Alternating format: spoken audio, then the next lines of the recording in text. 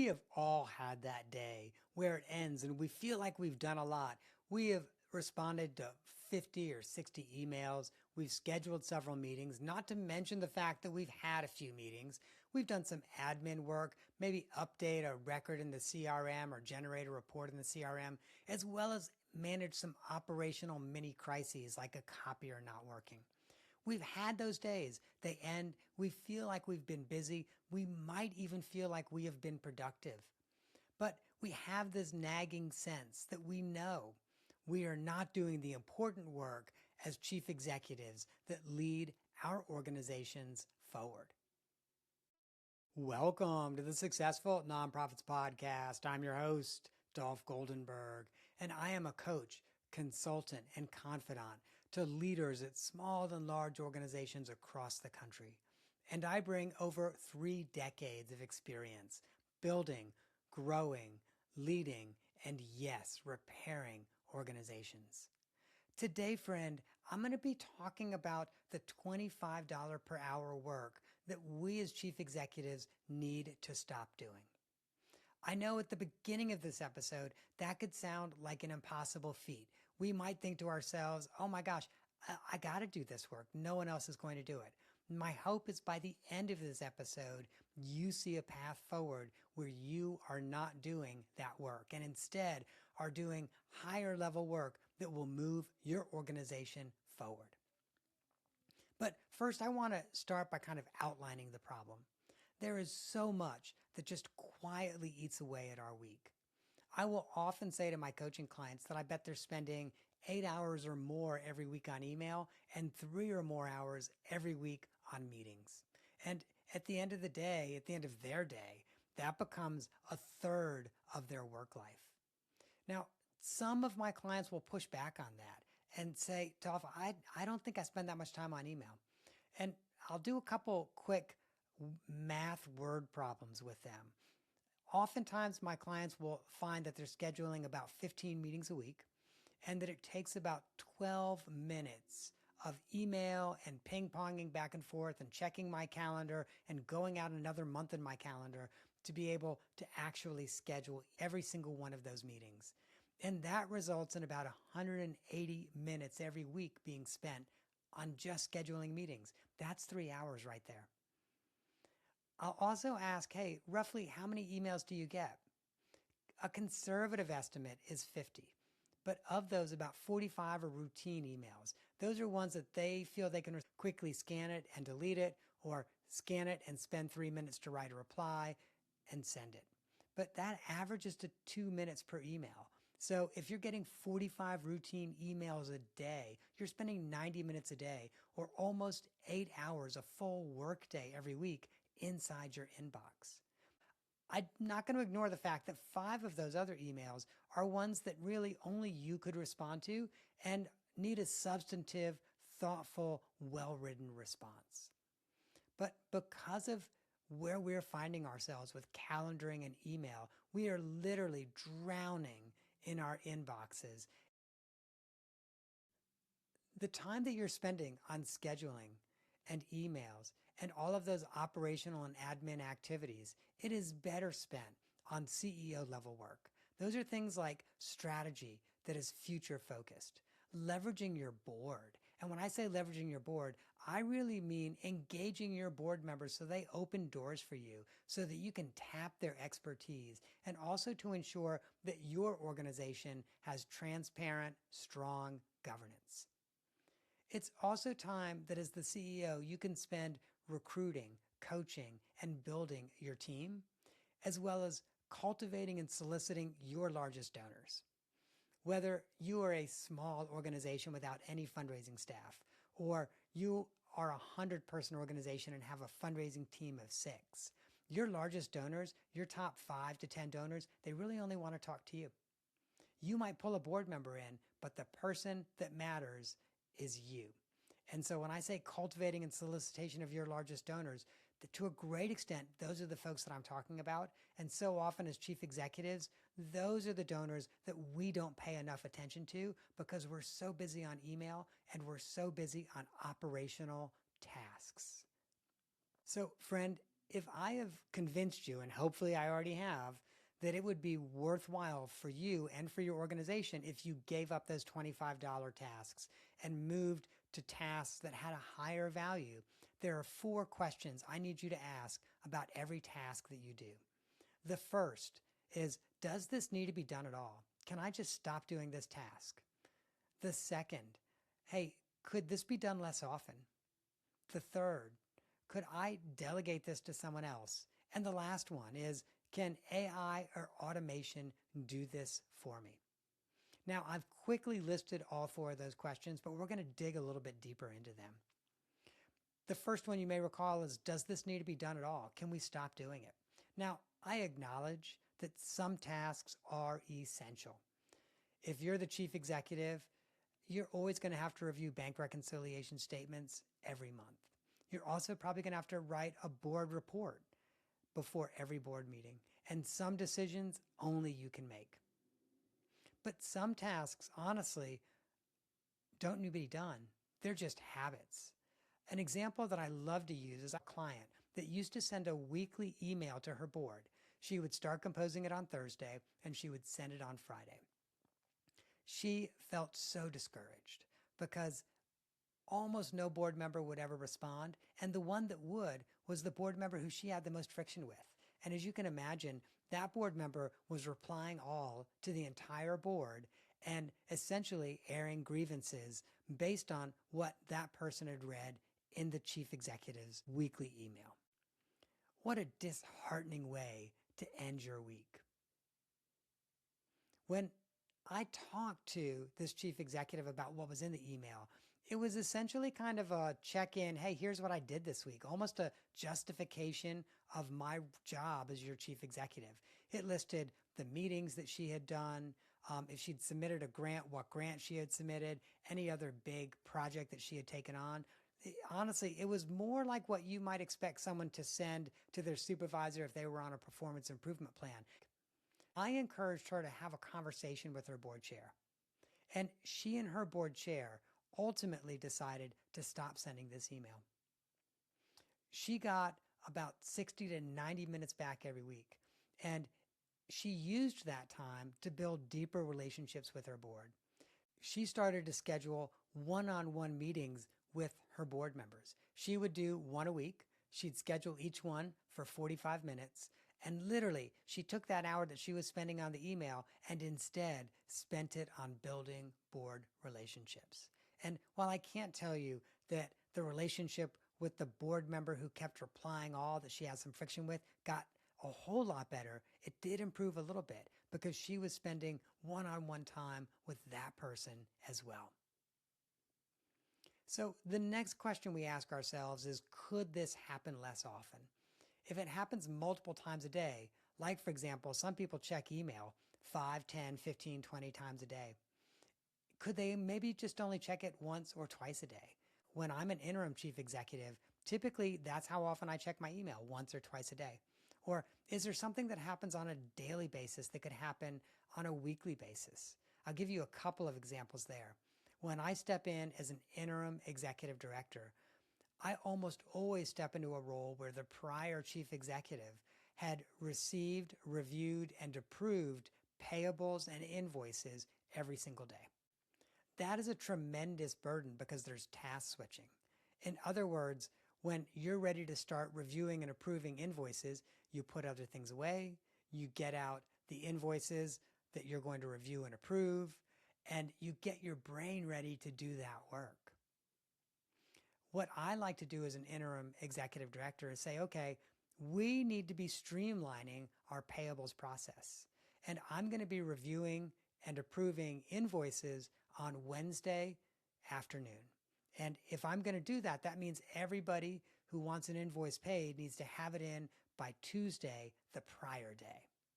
They need to get the invoice in along with their justification and any internal approval form the organization has. Then I review it on Wednesday. By Thursday morning, I hand it off to the bookkeeper or the finance office, who then does an additional review and then pays the invoice. This not only saves the time of task switching, But it also means that I don't get interrupted multiple times a day because there's suddenly an urgent invoice. No, this is just something that I schedule, I take care of, and it's done. It's off my plate, and it no longer occupies space in my brain as something I need to do. Friend, let's take a short break. And when we come back, I am going to give you some real world examples and practical strategies for delegating tasks to people and technology.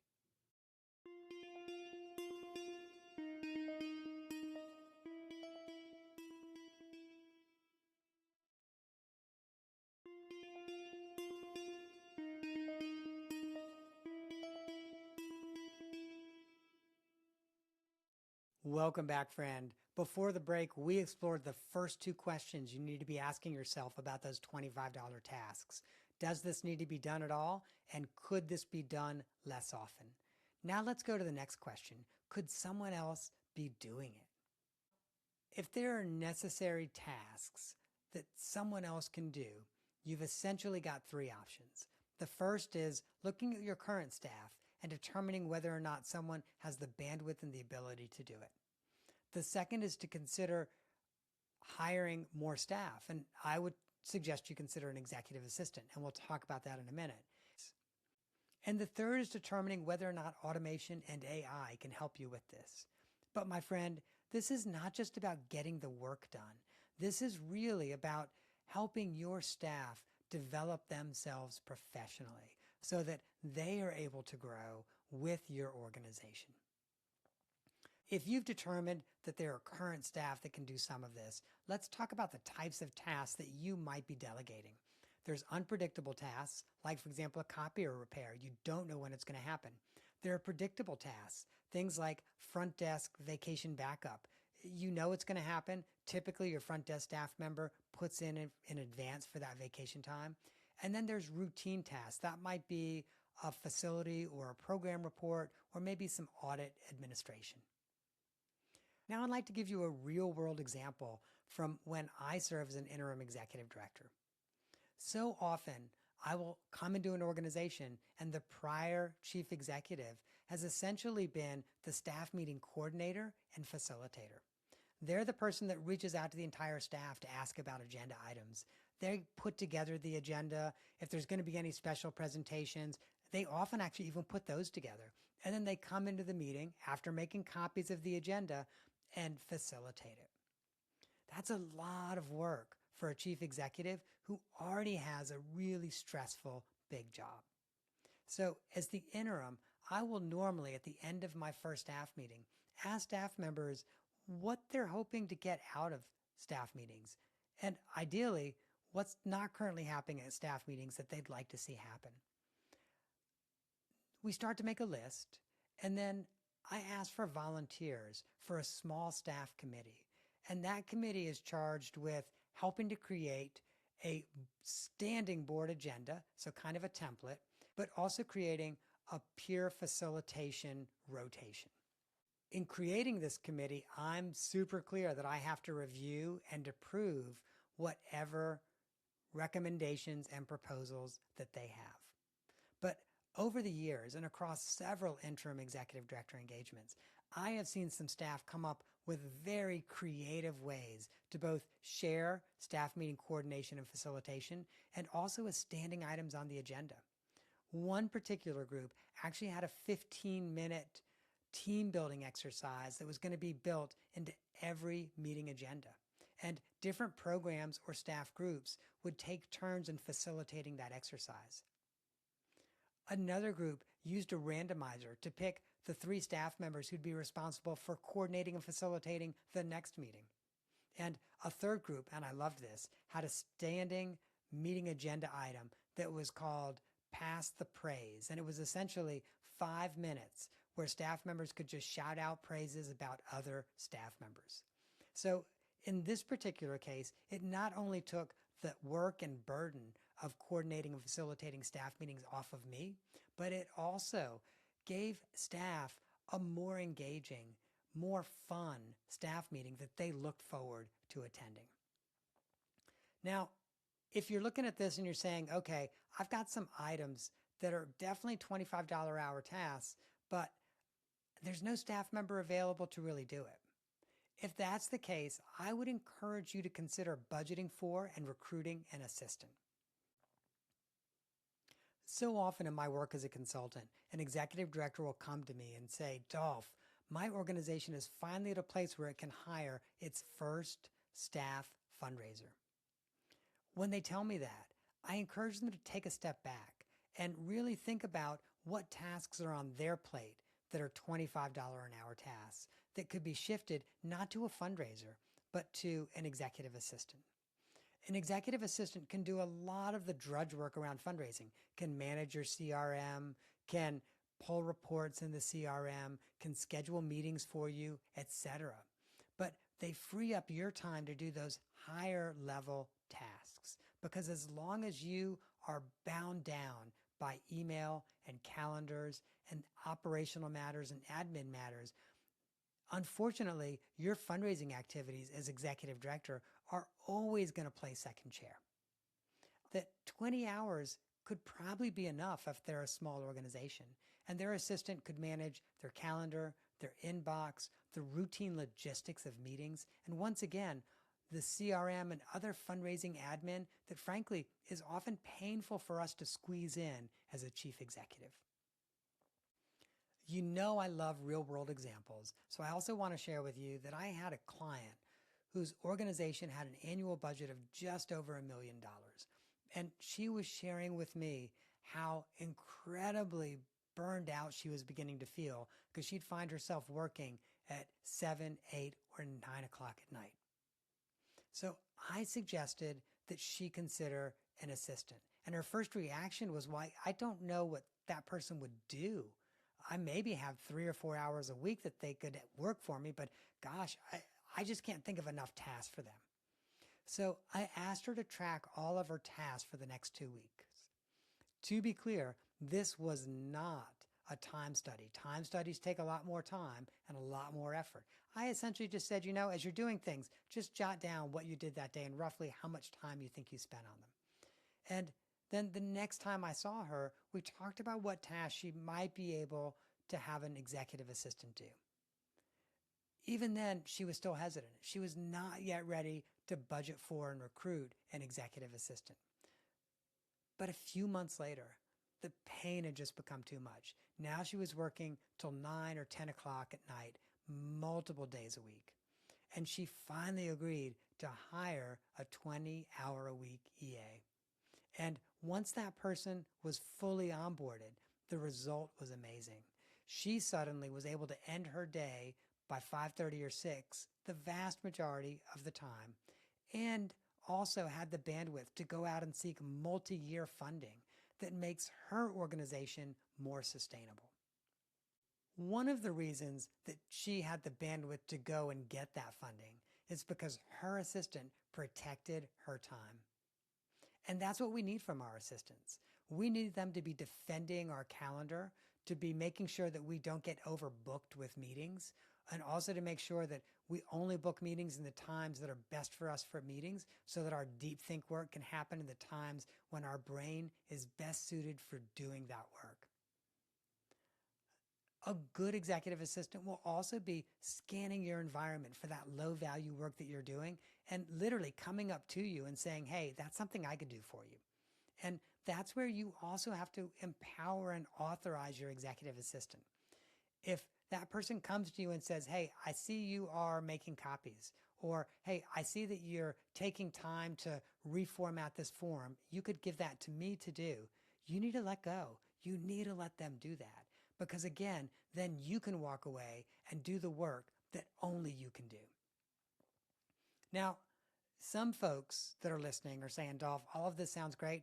My organization cannot afford an executive assistant. The economy is tough right now.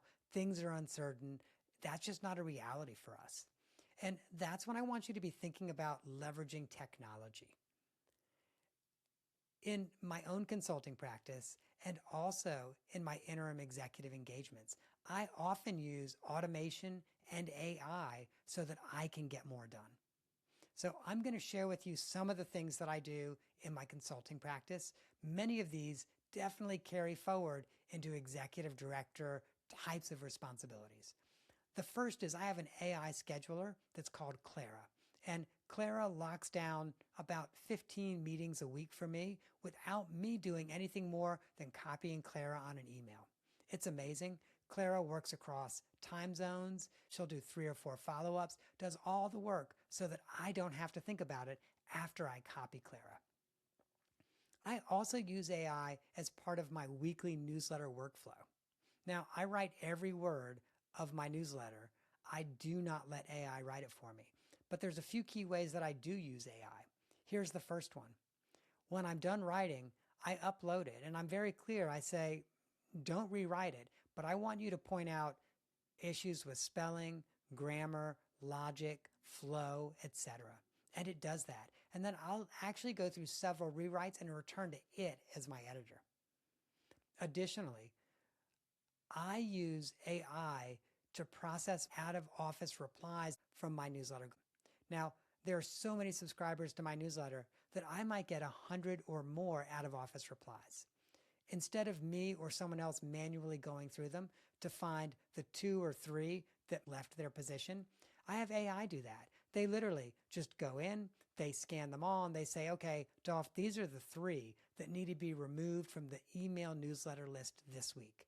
So literally, they make my newsletter list hygiene painless and easy. I also use AI for document designs. Once again, I'll write everything. Sometimes I'll even sketch it out on a sheet of paper, and then I upload it to AI, and it creates the form. And by the way, it creates the form faster than I could and makes it look better than I would ever be able to. AI updates my website. Specifically, it will post the blogs that I've written. It also will post the podcast as well as the podcast audio and video onto YouTube. AI does all of that for me. I also use AI to process my monthly credit card transactions. Potentially like you, I've got a corporate credit card, and at the end of every month, I have to turn receipts in that are tied to legitimate expenses of my organization. I actually use 2 tools for this. The first is Microsoft Office Power Automate, which monitors my inbox, and whenever a receipt comes in, saves it as a PDF to the folder on the network where all of my receipts should go. And then at the end of the month, when I get my credit card transaction list, I upload that to Claude, which is one of the AIs that I use, and then it goes into that folder in my network and literally will identify every single receipt and notify me of the 1 or 2 receipts that might be missing. It saves me 2 or 3 hours of work every single month because I'm not saving receipts.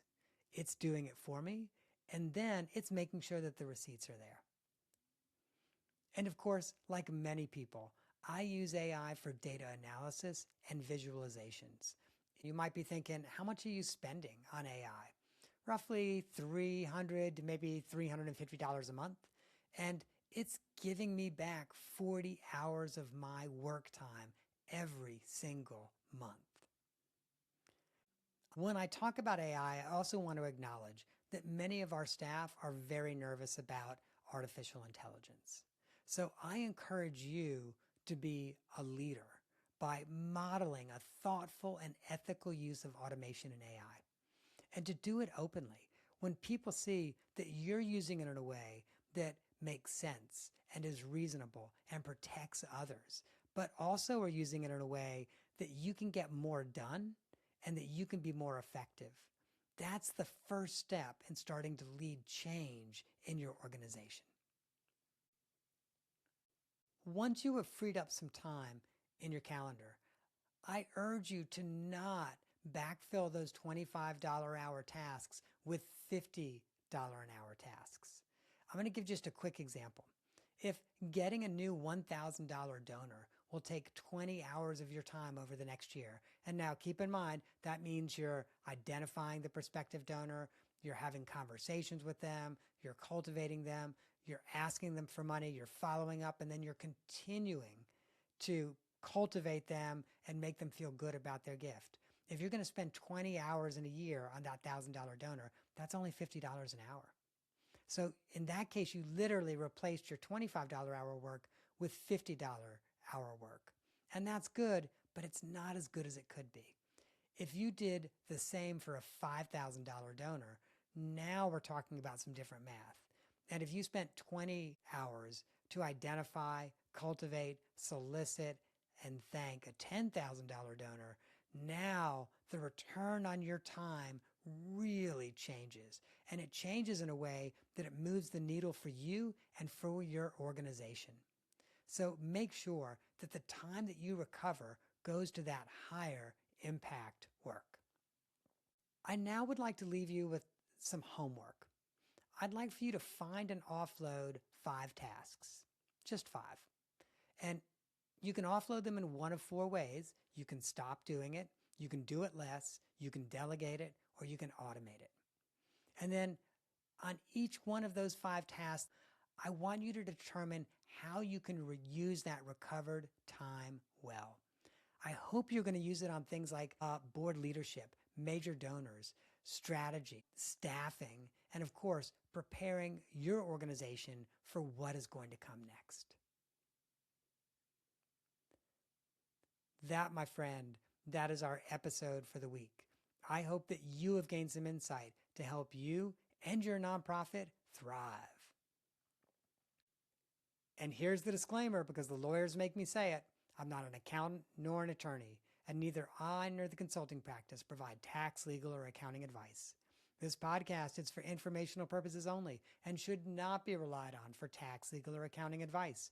Please, if that is what you need, find a licensed, qualified professional in your area and get the help you need.